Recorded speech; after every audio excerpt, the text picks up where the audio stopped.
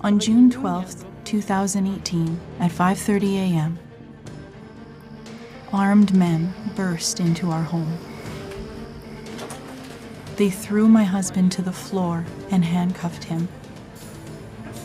Eventually, they sent my husband to a pretrial detention facility for 11 months. On September 19, 2019, the court convicted my husband and sent him to a prison colony for 3.5 years. In January 2020, a new disaster hit us. At 1 a.m., our house burned to the ground. We stood there near the house, and my son Igor suggested saying a prayer. I don't remember the prayer, but afterwards I felt calmer. Then cars started coming to the house. It was our brothers and sisters. I was frozen, shaking from the cold, and they dressed me like a small child. They brought us hot tea, food, everything of the highest quality.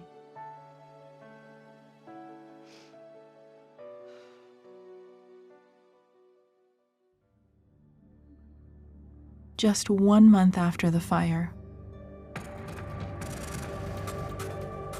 when they took my husband to the prison colony, officers there beat him up. When I found out about it, it was so hard for me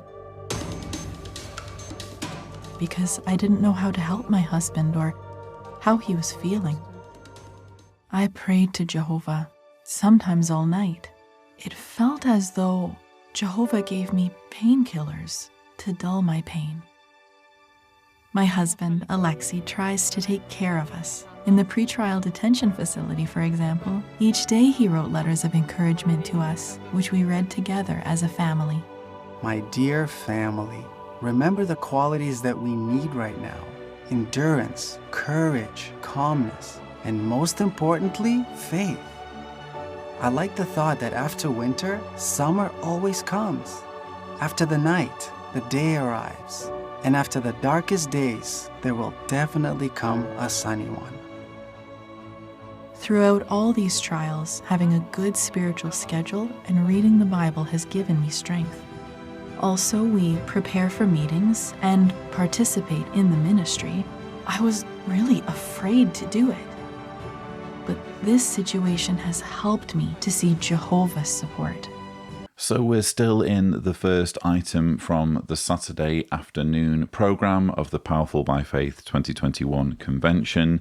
We're hearing the story of Tatiana and Alexei Budenchuk as part of a series of stories reminding Jehovah's Witnesses of the need for faith based on these testimonials from all over the world. In this case, they are predictably going to Russia to cover the persecution of Jehovah's Witnesses in that country, which I have routinely spoken out against in the strongest terms on this channel. I find it deplorable that Jehovah's Witnesses in Russia are being incarcerated and in some cases even tortured just because of what's going on in their heads. And what we have here is a glaring example of how this sort of brutish, thuggish treatment is not just a violation of human rights, it also plays directly into the hands of the cult. All it does is play into the pre-existing us versus them persecution complex narrative that's routinely pushed by this organization as a means of solidifying people's loyalty and obedience. For example, in this case, we're told about Alexei being beaten in a jail cell. Just 1 month after the fire, when they took my husband to the prison colony, officers there beat him up. When I found out about it, it was so hard for me because I didn't know how to help my husband or how he was feeling. Now again, this is deplorable behavior by the Russian authorities, not just incarcerating someone not just depriving them of freedom based on what's going on in their heads, based on their religious beliefs, but going one step further and essentially torturing this person, beating them up like cowards in a jail cell where no one can see. There can be no one to step in and come to the rescue. This is deplorable behavior, but notice how the organization is leaping on it by reenacting it. They can't just have Tatiana describing her husband being beaten up or mentioning it. And make no mistake, it's so bad that this is happening that we don't need a reenactment. Anyone, I would hope, who respects human rights would recoil at the part in the story where Tatiana says they beat up my husband without needing some kind of reenactment to highlight how bad it is. For me, the only possible reason why you would get actors and have one of them dressed as a police officer and one of them dressed as a prisoner and get them to act out this scene would be to use it for propaganda purposes. That's the only reason. And bear in mind, this is a convention where children are present. It's mandated that children should be present. I keep watching this convention with my daughters in mind. Jessica is now 7. She's at that age where she would be disturbed by this sort of thing. And imagine this were a normal year where we'd taken them to an event, we'd taken them to a sports arena for this convention as Jehovah's Witnesses. Imagine this video being played on the screen. I can imagine there would have been questions driving back home. Daddy, what did they do to that man in the prison cell? Are they going to do that to me? It's going to be really shocking for small children. But it's yet another example of the people responsible for this propaganda. And make no mistake, it's propaganda. It's yet another example of the people behind it being completely clueless as to what is or isn't age appropriate. They care about only one thing, and that's manipulating Jehovah's Witnesses by terrifying them. And if that means getting actors in, dressing one as a police officer and one as a prisoner, and reenacting the violence in front of children, well, the ends justify the means. So that was the standout part, really, from this story. I also found it odd when Tatiana is describing the fire at her home. We don't really learn what the cause of this fire was. I would hope that it wasn't something to do with her religion. Maybe local vigilantes taking it upon themselves to, to basically commit arson against members of the Jehovah's Witness community. Maybe there was no explanation, and that's why they didn't even try to address that question. But I did find it a bit weird that they had a drone set up while the house was still smouldering from the fire. That seemed a little bit odd. I mean, it could, I suppose, just be a reenactment, but then you would have to burn down a property just to reenact this happening. I think that's actually her house.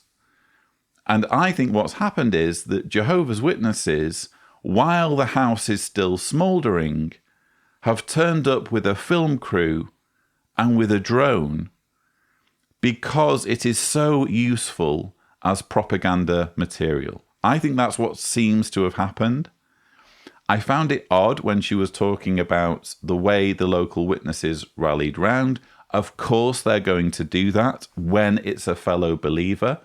They don't give this sort of aid and they don't give this sort of comfort to non-believers, and certainly not to former believers.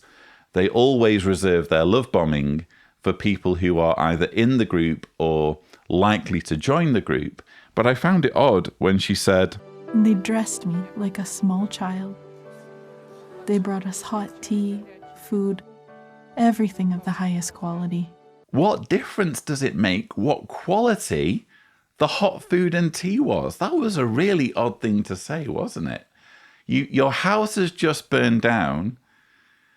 you would have other things on your mind, surely, than the quality of the hot food and tea that you're being given. Apparently, that's something that Jehovah's Witnesses can look out for in times of calamity. They won't just be given hot food and tea. They won't just be given relief supplies. It will all be of the finest quality. So that was a little bit weird. But yeah, the whole fire thing, again, I do sympathize. It seems that this really happened. And it's terrible, I'm sure, devastating, traumatic. When your house burns down and you lose your possessions, compounded by the fact that her husband's in jail. But ultimately, why has all this stuff been shown to 8.5 million Jehovah's Witnesses? It's to manipulate them into buying into this us versus them persecution narrative, a narrative that serves a clear purpose for the governing body. If you can persuade your followers that the world is out to get them, if you can leap on actual examples in an albeit totalitarian regime of this happening, what you're doing is you're strengthening their obedience to you. This is not about the persecution of religious minorities.